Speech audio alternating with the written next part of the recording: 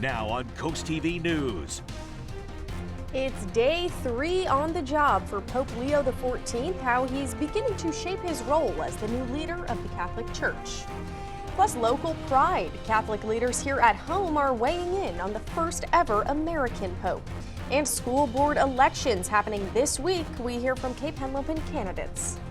And we started the weekend with bright blue skies and temperatures in the lower 70s. It's going to get even better into our Mother's Day. I'm tracking some 80-degree temperatures before some unsettled weather rolls back into the picture. I'll break it all down in the full forecast here in minutes. This is CoastTV News at 11. Good Saturday evening. I'm Christina DeRobertis in for Brandon Ferguson. Thanks so much for joining us here for CoastTV News at 11. We begin tonight with newly elected Pope Leo XIV and his packed schedule. What was supposed to be a quiet day for the Pope with a few public events, it turned into one full of surprises. Reporter Molly Hunter is following it all at the Vatican. On his third day as Pope, Leo XIV, the new American pontiff, made 2 surprise visits outside of Vatican City. Seen riding shotgun, waving to ecstatic crowds. About an hour from Rome in Genazzano, Leo visited the Shrine of Our Lady of Good Counsel, a special place for the Augustinians, but especially for the new Pope.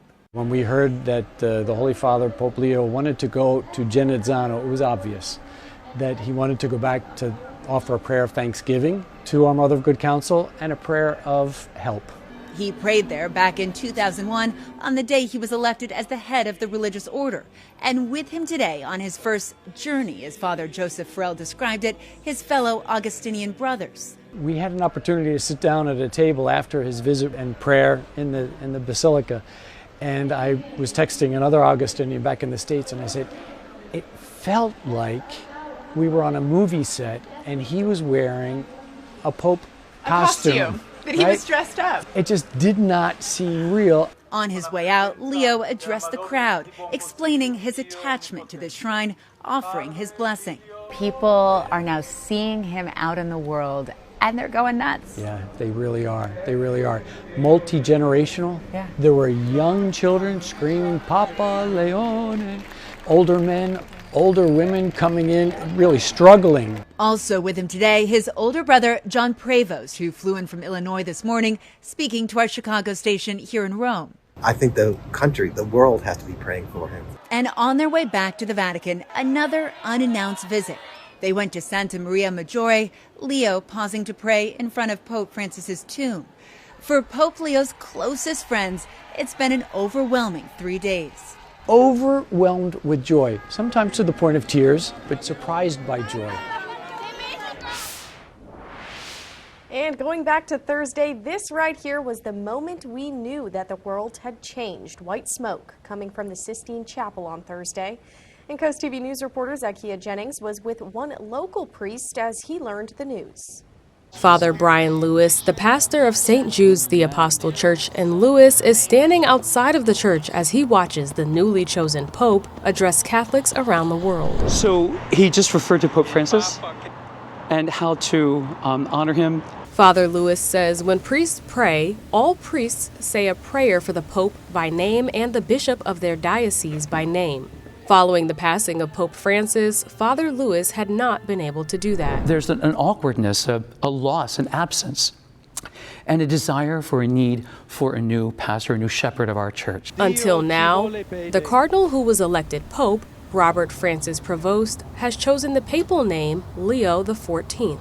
Father Lewis has high hopes for the new Pope as he takes the name after Pope Leo XIII, someone Father Lewis says engaged the modern world. Given the name that he has selected, he will definitely want to engage with the world and bring the world to a deeper connection with our Lord and our God. And 2, his motto is, as Christ is one, we will be one. So he's focusing on unity. God in Jesus, Holy Mary, Mother of God, pray for us sinners, now and at the hour of our death. Amen. A prayer for the new Pope. For CoastTV News, I'm Zacchaea Jennings. We're going to go ahead and take a live look outside now into Dover and turn things over to our first alert meteorologist, Chris Mastrobono.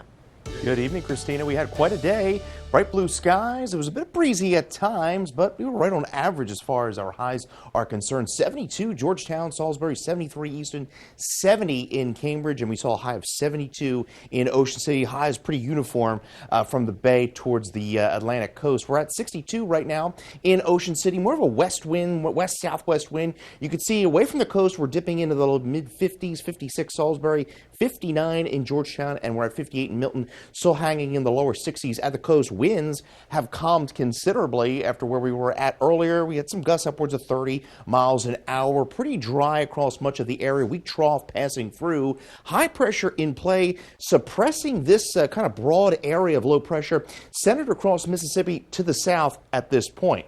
Eventually, this system is going to be kind of a thorn in our side as we go into Tuesday and Wednesday, but a magnificent Mother's Day. Temperatures rising into the lower 80s. As that system pushes into our area, we will see on and off showers and storms kind of break out Tuesday and even into Wednesday, Thursday timeframe. But by week's end, it's going to be feeling like summer. We're going to have humidity levels rise and temperatures are going to be back into the mid 80s. As far as our Mother's Day is concerned, we wake up for brunch 75 degrees. We're up to 83 by around noon. And by dinner time and dessert, we're at 76 degrees. We'll talk more about that unsettled weather down the road coming up in that full 7-day forecast. Christina? Thanks so much, Chris. Well, school board elections are happening Tuesday in Delaware, and there are races in both Indian River and Cape Henlopen school districts. The Delaware Department of Elections says the polls will be open from 7 a.m. to 8 p.m. Voters must bring proof of identity and address, and the deadline for requesting an absentee ballot, it has already passed. And this week, Cape Henlopen School Board candidates answered a few questions in a public forum. 2 candidates are running for the at-large seat, Chris Levenguth and current board member Bill Collick. For the District C seat, 3 candidates are in the race. It's Patty Mull, Laura Parsons, and Andy Lewis. Lewis was not in the forum, but one key issue on the table was school funding, especially after 2 failed referendums in Cape Henlopen last year. Here's what the candidates had to say about that. Want to make sure that we're doing what we can to make sure that our schools are properly funded. You look down the road, we're going to have to look at property somewhere simply because we don't simply, we're going to have to build more. We just are. So we have to be upfront with the community, let them know what the money's going for, making sure that the money is processed towards the students so the students get a quality education. We must depend on our local county council to help us by imposing an impact fee for all new builds so that when we are in the situation that we are in now with not being able to pass a referendum, we can count on the impact fees. Referendums tend to be only voted on by a small minority of the population. I believe that if these processes were something that occurred more frequently and done in a different way, then the rate of increase would be smaller and better accepted by the community. Now, again, the election is set for Tuesday, May 13th. Polls will be open from 7 a.m. to 8 p.m. Well, a long-standing debate over honoring historical figures has resurfaced in Kent County. The Caesar Rodney statue, which you can see on your screen now, it was removed from Wilmington in 2020, but it's now being considered for relocation to Kent County. State Senator Eric Buxton wants it returned, saying Rodney's midnight ride to cast the tie-breaking vote for American independence is a story worth celebrating, but not everyone agrees. Critics argue that honoring someone with ties to slavery overlooks painful truths, while Buxton insists it's part of remembering our history. And yes, that history can be challenging. It's not perfect, but I think that's how you tell history. You don't erase it, you don't ignore it, you don't wash it over. You present it and you allow the facts to speak for themselves. Now, Buxton says his resolution does not specify where exactly the statue has to be placed. He says he's hopeful the General Assembly can find the most suitable place to display this big part of Delaware's history. Now to Salisbury, non-stop flights from Salisbury to Orlando, just months away. The big announcement came this week. Breeze Airways will begin service in October. flights will be available twice a week on Mondays and Fridays. One-way fares will start as low as $59 and go up to around $115. That's depending on how many checked bags and carry-ons you have. Local officials say it's a significant moment, not just for Wicomico County, but the entire Eastern Shore. This is going to open up a whole bounty of opportunities for new business growth, and it's going to certainly help existing businesses, our hospitality industry, restaurants. So, more to come, but I think this is a big deal. Could potentially be. Now, airport staff say a grant from the U.S. Department of Transportation helped to make this all possible. It provided $800,000 to attract and get a new airline up and running there at the Salisbury Airport. Coming up next on Coast TV News at 11, an inside look at the new Ocean City Museum now that it's officially open for business. Well, if you're making your way out to brunch with Mom tomorrow morning, we're going to warm up pretty quickly, falling into the 50s tonight, but by 9, we're in the mid-60s, on our way to actually the lower 80s across much of the interior Delmarva. We'll talk more about that unsettled weather in minutes. But first, it has been quite the busy week here on Delmarva. Don't worry if you missed any stories, because your Week in Review is up next. From new legislation, lawsuits, and an historic election, there's a lot going on this week. If you missed anything, we've got you covered. Here's Charlie Sakaitis with our Week in Review. Monday, the fight over offshore wind continued. Maryland State Senator Mary Beth Carrozza, Ocean City Mayor Rick Meehan, and others met with the chair of the U.S. House and Energy Commerce Committee. With the new administration now in power, they feel like momentum is on their side as they push back against offshore wind. Tuesday, as legislators in the first state made their way back to Dover after a short break, the chair of Representative Stell Parker Selby remained empty. The District 20 representative, a Democrat, has missed every vote this session after an unspecified health issue that happened before session started. Wednesday, Coast TV covered a bill Delaware Democrats introduced back in March that would restrict Delaware DMV from sharing people's citizenship or immigration status with law enforcement. It's for people who have what is called a driving privilege card.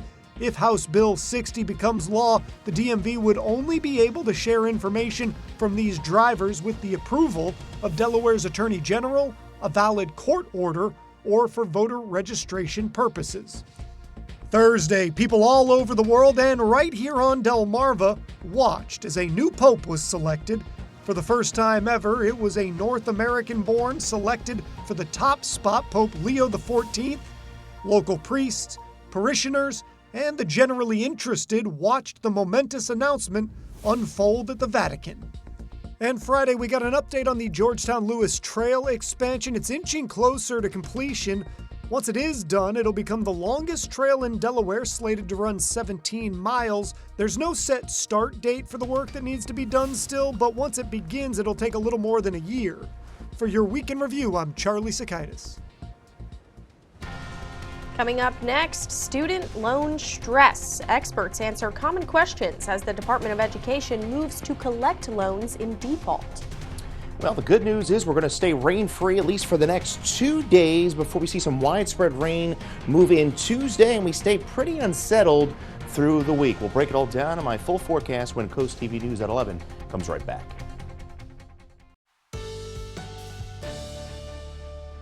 Well, it's been a really nice evening on the Delmarva Peninsula after we had bright blue skies earlier. Temperatures in the lower 70s. We're at 56 right now.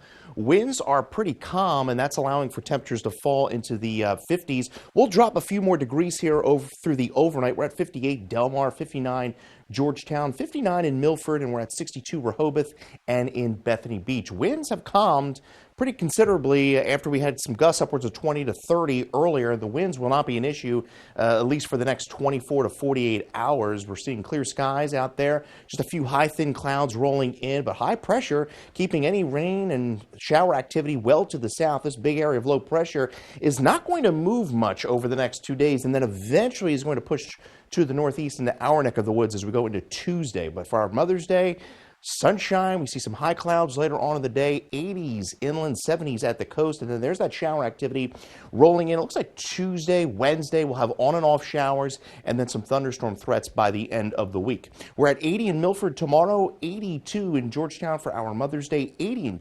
Cambridge, 82, Federalsburg, 80, Salisbury, and we're at 77 in Crisfield. As we make our way into Lewis, we're at 77, partly cloudy skies, west winds anywhere between about 5 to 10, 77 in Dewey, and we're at 77 in Ocean City. As we make our way over to the Bayside, 83 in Cambridge, mostly cloudy into Monday in both Cambridge and Crisfield, and then there's the scattered showers rolling in into Tuesday. So Tuesday looks like a rather damp day. So we go taking the futurecast here. We're in the 70s already by 10 o'clock tomorrow morning, and we'll likely see a sea breeze kick in by the afternoon, falling into the 60s, but you can see back here across the inland areas, we're well into the lower 80s. And then there you see by Monday, a mostly cloudy day, but we're still rather mild, mid to upper 70s ahead of that shower activity that's going to be rolling in Tuesday. So Tuesday, a rather damp day, not expecting anything as far as severe weather, but a rather damp day with scattered showers. I think the rain becomes a bit more widespread and steady Tuesday night into Wednesday, and then we keep that shower threat in play through Thursday. So there's that system pushing northeastward virtually over the area just to our west, and then we see the scattered showers into Tuesday and Wednesday. As you can see, some steadier rain moving in, maybe even a rumble of thunder early Wednesday, and then it turns quite muggy as we go into the latter part of the week, Thursday, Friday, and the scattered rain chances become a bit more isolated in nature. 54 for your overnight, partly cloudy, a pleasant night. We're at 83 for our Mother's Day, a gorgeous day with that west wind, 5 to 15, and then we're at 79 into Monday with mostly cloudy skies. Most of Monday is dry. The showers roll in Tuesday. Could be a bit heavy early Wednesday morning. Then I think we get a break, and then we see that humidity roll in with the shower and thunderstorm threat Thursday and maybe even linger into Friday. But the good news is, Christina, we get into the mid-80s by the end of the week. All right, that is good news. Thanks, Chris.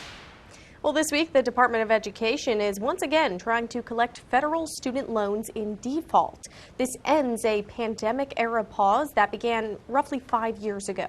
More than 5 million borrowers are in default, according to the department. Ivan Rodriguez reports on what options borrowers have.